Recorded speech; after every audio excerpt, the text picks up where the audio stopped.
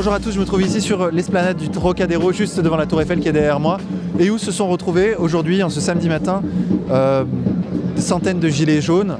Donc ce samedi fait suite à l'acte 18 qui s'est produit la semaine dernière, et vous l'avez vu, qui a été émaillé de violences de la part des policiers, mais aussi des Black Blocs, il faut le dire. Donc que va-t-il se passer aujourd'hui? C'est ce qu'on va savoir tout de suite, c'est parti, suivez-moi. En fait, on veut pas qu'ils signent eux. C'est toi qui décides de ça? C'est 1, 2, 3 soleil. C'est étonnant. Il y aurait beaucoup plus de liberté en France sous une monarchie. Il vient de dire Pikachu, c'est moche. Quelque part, les gens, ils sont pas assez pauvres. Les Français, vous en direz, vive la France, ouais. Nous ne sommes pas sionistes. Le nouveau monde est pire que l'ancien monde, il ira jusqu'à tirer sur le peuple. Elles sont au troisième rang. Si elles sont au troisième rang, de toute façon, pas aux les gilets médias, jaunes ne vont moi. pas les toucher. Parlez pas. Mais Pas pourquoi- trop, non. Pourquoi on les met Je suis désolée. stationnement? Demandez à mon mari si Même il à moi, veut parler. Même à moi, vous parlez pas? Je sais pas, tu veux parler les Non, non, mais vous êtes quel média? BFM TV, monsieur. Non, on vous parle pas. Non, non, sincèrement, je vais te dire, sincèrement, je vais vous dire, tu peux enregistrer ou pas. On fait manifestation depuis l'acte 1. Là, maintenant, vous commencez à mettre un peu d'eau dans votre vin. Mais depuis l'acte 1, vous n'avez pas arrêté de nous dénigrer. Et comme je disais à monsieur, qu'est-ce qui nous manque aujourd'hui? C'est les pédophiles. Les gilets jaunes sont des pédophiles. Parce que demain, je vais vous le dire, s'il y a un curé qui met un gilet jaune et qu'on s'aperçoit à travers des enquêtes qu'il est un peu pédophile, tous les gilets jaunes seront des pédophiles. Comme aujourd'hui, tous les gilets jaunes sont des terroristes. D'accord? Aujourd'hui, vous en êtes pas? Bah non, attends, regarde. Regarde, est-ce que j'ai une ceinture d'explosifs? Regarde. En plus, je suis presque comme toi, tu vois, je suis là pour filmer, pour dire... Parce que les violences policières, on n'en parle jamais. Mais sincèrement, si vous, BFM, depuis le départ, vous avez fait 50% de violences des manifestants et 50% des violences policières, on vous soutiendrait dans vos... Et c'est pour ça que je vous parle plus, même si là, je vous ai parlé. On n'est pas BFM, monsieur, on est le média pour tous. Sincèrement, tu aurais dû me le dire que tu étais média, parce que là, pour le coup, j'aurais parlé plus politique. Moi, je suis retraité, j'ai moins de 1000 € par mois. J'ai vécu 4 ans dans un bidonville en Amérique latine, donc je sais ce que c'est que la solidarité pour les gens qui n'ont rien. Où ça en Amérique latine? Au Pérou, Au Pérou, d'accord. 4 ans dans un bidonville près de Lima. D'accord.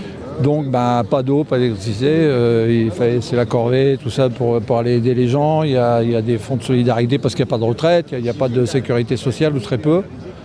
Donc, il faut faire avec. Et ici, c'est normal. Je trouve que c'est normal que je sois là. Vous êtes prêt pour la France de demain, en fait? Le mouvement s'essouffle, mais alors pourquoi on envoie l'armée pour un mouvement qui s'essouffle? Justement, c'est ce que je voulais dire, c'est que moins on est nombreux, et plus ils vont chercher des renforts. Alors je sais pas, demain qu'ils vont chercher comme renfort, parce que après l'armée, qu'est-ce qu'il nous reste? La dissuasion nucléaire. Je pense que c'est ça, il n'y a plus que ça. Non mais on vit dans un drôle de monde. Et on parle de démocratie. Depuis 19 semaines, on a un problème social, d'injustice sociale et tout. Et puis depuis 19 semaines, on nous met des CRS et des flics et les mecs de la BAC qui sont en train de faire des violences, mais eux c'est des tarés quoi. Je veux dire, j'ai jamais vu des mecs aussi tarés. Je crois que, je sais pas où on les recrute ces mecs-là, mais vraiment ils ont oublié de vivre, ils ont oublié d'avoir de l'intelligence ces mecs-là. Donc voilà, non mais c'est eux qui se prennent sur la gueule les banlieues depuis des années en fait. Et que les Français découvrent un peu maintenant. Alors cela dit, c'est vrai que quand tu vois des reportages sur les banlieues, des fois la BAC ils vont, mais quand les mecs ils sortent des battes de baseball, et là ils font retrait là, d'accord. Et nous on n'a rien. Alors là ils se vengent sur nous. Voilà, nous on est là pour ça quoi. Ok, les frigos sont vides des gilets jaunes. J'ai une petite solution, la récup des fins de marché. Donc on attend midi que le marché se finisse, que ce soit du producteur local ou de l'importation de Rungis. Midi 15, paf, on fait de la récup, etc. Surtout fruits et légumes. Sinon, boulangerie. Les boulangers, à chaque fin de journée, les poubelles sont dans la rue, donc très accessible. Dans la grande distribution, t'attends le soir quand il n'y a plus personne. Tu franchis mur, portail, barbelé, etc. Avec ta frontale, tes gants et... C'est interdit par la loi. C'est pas interdit, il y a eu jurisprudence en fait. Si t'as faim, tu peux aller te nourrir dans les poubelles. Parce que c'est considéré comme des déchets, ils n'appartiennent plus à personne. Et pas même à la grande distribution. Et on trouve des choses viables dans ces poubelles? T'imagines même pas, cette semaine, un pote s'est fait 600 bouteilles de bière dans une poubelle de supermarché. Tous les jours, c'est comme ça. Tu trouves entre 50 kg et 200 kg de nourriture comestible, entrée, plat, dessert, salé, sucré, tu trouves absolument tout. Quel gâchis. On produit la moitié. On consomme la moitié de ce qu'on produit. Non, on jette la moitié de ce qu'on produit. C'est pareil. Merci, montage, t'es là. Okay. Les médias ont tenté d'amalgamer les gilets jaunes à un mouvement antisémite, etc. Qu'est-ce que vous en pensez, vous, de ça? C'est des conneries. C'est des conneries, ça, c'est de l'enfumage. C'est pas vrai, de toute façon, nous accuser de tous les mots, tous les superlatifs, on s'est pris dans la gueule. Antisémite, homophobe, bientôt on tue les petits oiseaux, enfin tout, quoi. Et vous torturez des chats chez vous le week-end? Ah, toujours. Ah, je prends mon pied bourré en plus. Ah, ouais. Pendant la présidentielle, pendant la campagne, il avait dit qu'il savait ce que c'était que de vivre avec 1 000 € par mois, parce que lui, dans sa jeunesse, c'est ce qu'il avait. En argent de poche, en argent de poche. 1 000 € en argent de poche. C'est excellent. Excusez-moi, je devrais pas en rire parce que c'est dramatique. Ils critiquent tous le mouvement, soi-disant violent, etc. Ils étaient tous ravis quand il y a eu la place Maïdan. Les flics partaient en torche.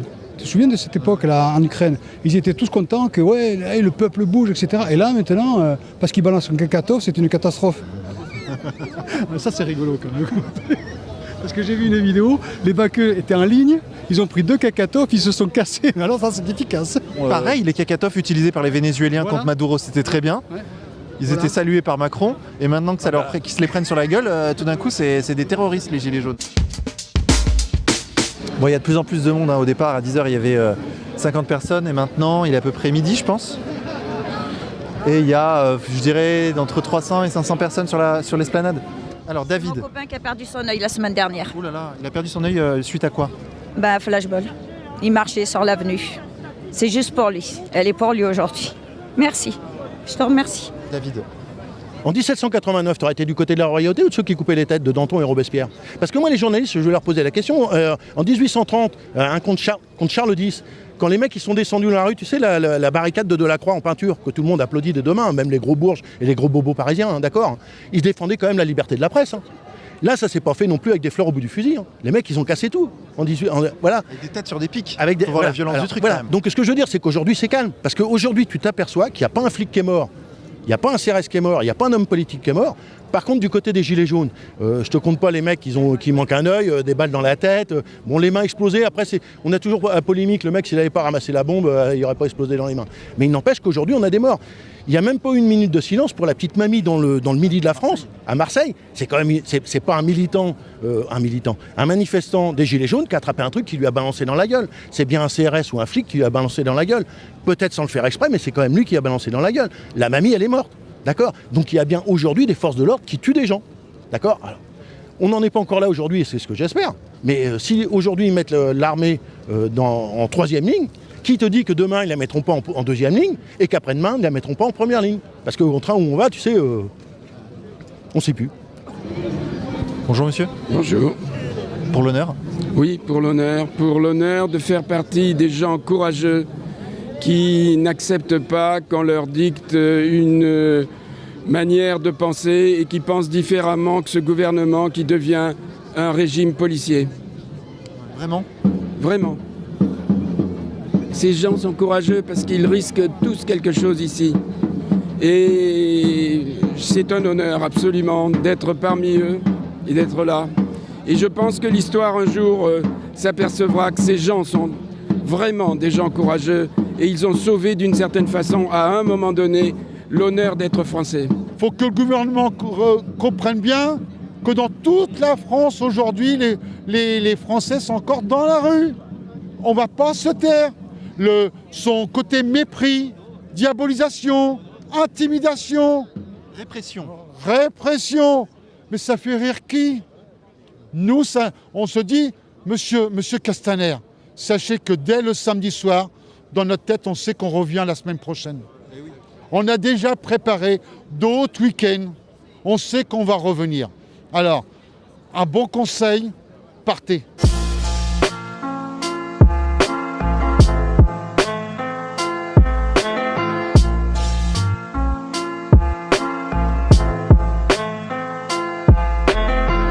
Un lion qui arbore un beau gilet jaune.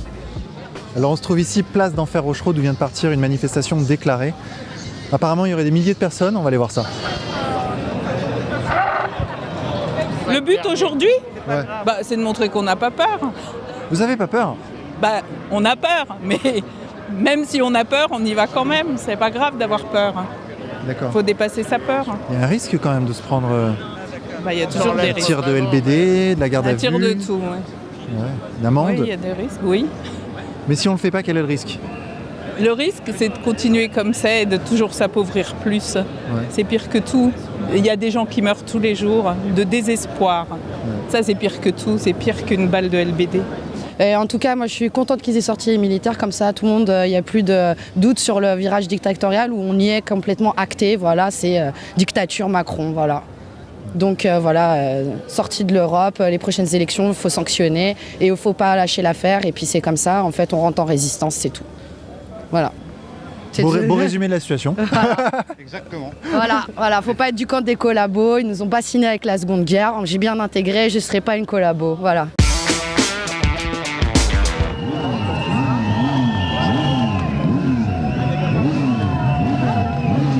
En fait, les personnes qui ont la même formation que moi en neurolinguistique ou tout ça, ils vendent des produits, ils nous vendent des produits au quotidien avec la pub, ou alors ils choisissent les éléments de langage pour les politiques. C'est des plumes, moi j'en connais, j'ai des amis à moi qui font ça, et c'est insupportable de se dire qu'on prémâche le travail pour suggérer des choses, et quand Macron dit émeutier, il veut pas que vous pensiez émeutier, il veut que vous sentiez l'émotion que ça fait de penser émeutier. Et donc du coup c'est vraiment plus émotionnel ce qui est le jeu des éléments de langage que c'est intellectuel. C'est quelle émotion on veut provoquer chez les autres, qu'est-ce qu'on veut influencer. Comme dans la pub. Oui, on se souvient plus de ce qu'on sent que de ce qu'on pense. Donc du coup, ils cherchent à ce qu'on ait une émotion désagréable à l'égard des gilets jaunes ou à l'égard des manifestants, quoi. L'ennemi, c'est le mépris et le fatalisme. Qu'est-ce qui se passe? Il y a des gens qui jettent des pierres autour. Ouais. Ouais, je sais, ouais. Football, qui est masqué là. Il te vise. Toi aussi, viens. Viens. Putain, mais sérieux, quoi. Donc là, il y a 3 personnes en fait qui crient pas de fachos pour les quartiers, pas de quartier pour les fachos. Mais c'est vraiment pitoyable.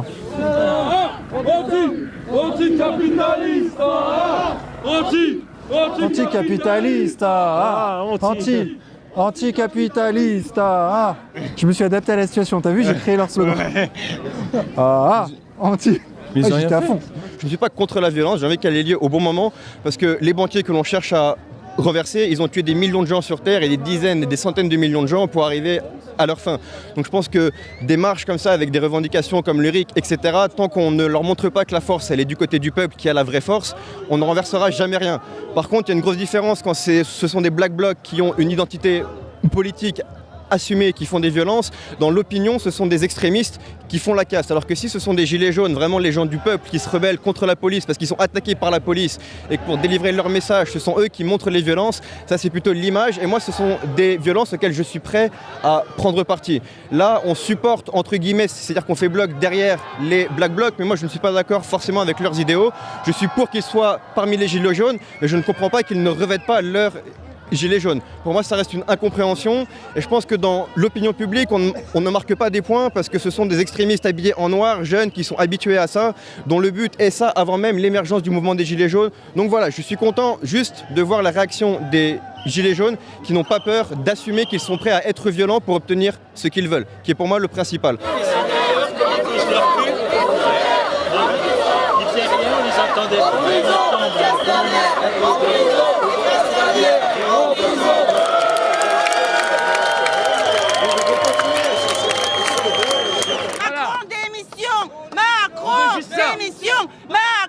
Démission, Macron, démission, Macron, démission. Merci. Merci. Alors voilà, il est wanted. Voilà. C'est Monsieur Castaner. 1 euro de récompense. Voilà. C'est pas énorme. Oui, mais voilà. Vous me donnez 1 euro, on n'a pas beaucoup. On n'a pas d'argent. Voilà. Toute la semaine, on nous a parlé du Fouquet. Et les gens qui dorment dehors. Et les gens qui crèvent de faim. Le Fouquet, il a une assurance. Les gens qui dorment dehors, ils n'ont pas d'assurance. Bonjour. Bonjour. Oui, bonjour. C'est quelle antenne, ça? Le média pour tous. Ouais, ok. Donc, c'est quoi comme question que vous voulez me poser? Vous êtes gilet jaune? Non, je suis pas gilet jaune. Ah. J'interviewe sur les gilets jaunes, en fait, là. Tu sais, il y a une manifestation. Ouais, moi, je suis pour Macron à 100%. Pour moi, c'est le meilleur président au monde. Ah bon? Ouais, c'est le seul qui peut réconcilier l'Europe et l'Afrique ensemble. Salut. Tout Paris et Barbès, c'est avec Macron. Pourquoi se battre pour le droit au logement aujourd'hui en France? Macron avait dit que lors de sa campagne présidentielle, qu'il y aurait 0 SDF au bout d'1 an. Ouais, il avait dit ça en juillet 2017, 0 SDF dans le mois de décembre. Faut croire que il tient pas ses promesses ou alors il fait des promesses en l'air. Mais Hollande l'avait dit, Sarkozy l'avait dit, et à chaque fois, Dès qu'ils arrivent au pouvoir, ils disent 0 SDF. Et à chaque fois, comme par hasard, ils font des lois qui permettent de spéculer, de faire Airbnb ou comme la loi Elan, de privatiser les logements sociaux. Donc c'est bien parce que les gens ils sont en galère, ils ne peuvent pas payer un loyer, mais au lieu de faire des logements sociaux, on va les vendre. Ouais. Donc non, c'est super sympa. Je pense qu'ils promettent de résoudre le problème du logement et en même temps ils font des lois qui font le contraire, qui foutent des gens à la rue. Ouais, mais ils se foutent de notre gueule en fait. On va résumer les choses comme ça. Voilà, ils se foutent de notre gueule. Et là, qu'est-ce que ça fait de voir le Sacré-Cœur protégé par des quoi d'ailleurs, des gendarmes, c'est ça? Ça a une autre tête que des religieux. Hein. Ils sont peut-être pas aussi tendres, j'ai envie de dire. Ouais. Mais bon voilà, ça fait que c'est comme ça, c'est la France d'aujourd'hui maintenant, on va falloir s'y habituer. On s'habitue à tout hein. Bah ouais. Hein. Même au pire. Faut surtout pas décevoir Monsieur Manu. Pourquoi il faut un Frexit? Parce que cette Europe nous nivelle vers le bas. Parce que cette Europe ne respecte pas la mémoire de nos ancêtres. Mais je croyais que c'était la prospérité moi l'Europe et la paix. Oh vous avez malheureusement trop regardé BFM, Monsieur Lapierre. C'est sincèrement regrettable. Voilà. Veuillez vous éveiller à d'autres contextes. D'autres médias. Absolument. Tiens, je vais aider le média pour tous. Absolument, pourquoi pas, absolument. Gilets jaunes! Sur le fond, c'est quoi vos revendications? Allons. Alors, tu veux que je te lance la liste? Allez, c'est parti. Je vais te la lancer. Je suis chaud, moi. Déjà, mais t'es chaud, alors voilà. Il faut se rappeler que Rudolf Diesel a créé le moteur éponyme fin 19e siècle pour que les gens, les pauvres, puissent se véhiculer avec de l'huile, en mettant de l'huile dans le carburant. Alors Eric, comment ça s'est passé aujourd'hui? Une première amende. Ah ouais?